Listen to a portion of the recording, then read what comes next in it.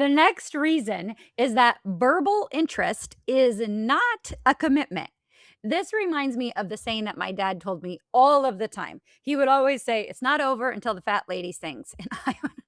And as a kid, I would just envision like this cartoon lady in this big purple dress and the Viking helmet, and she's singing. And I'd always be like, okay, well, that has to happen until things are over.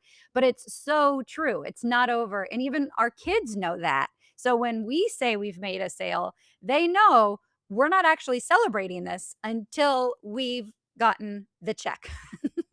A verbal commitment is not a sale, and you can't treat it like that. I was just gonna say, you may not even remember this, but like we're dating ourselves with that picture because that was like the Bugs Bunny Yeah.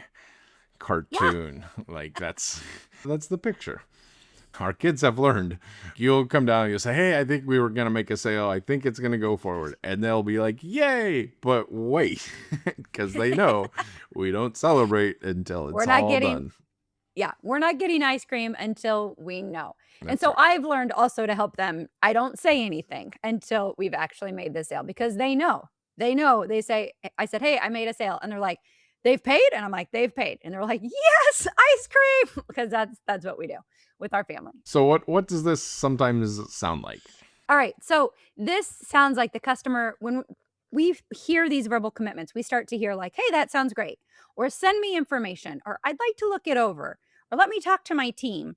And that makes us feel like, oh, yeah, like they are ready to go. But none of them actually define what's going to happen next. And those sentences, statements may be very sincere, but that is not equaling a sale at that point. And we can't act like that because if we do, that's how things start to fall through the cracks. So that's not verbal interest is very important. We want them to be excited about us being able to work with them, but that is not a sale. That is not a guarantee of a sale. That's being hopeful at this point. And salespeople are really good at that. They can say, "Hey, I've got 5 or 6 people ready to buy." But then you're like, "Okay, what's going on with the next step? What's happening?" And they're like, "Oh, we don't have those."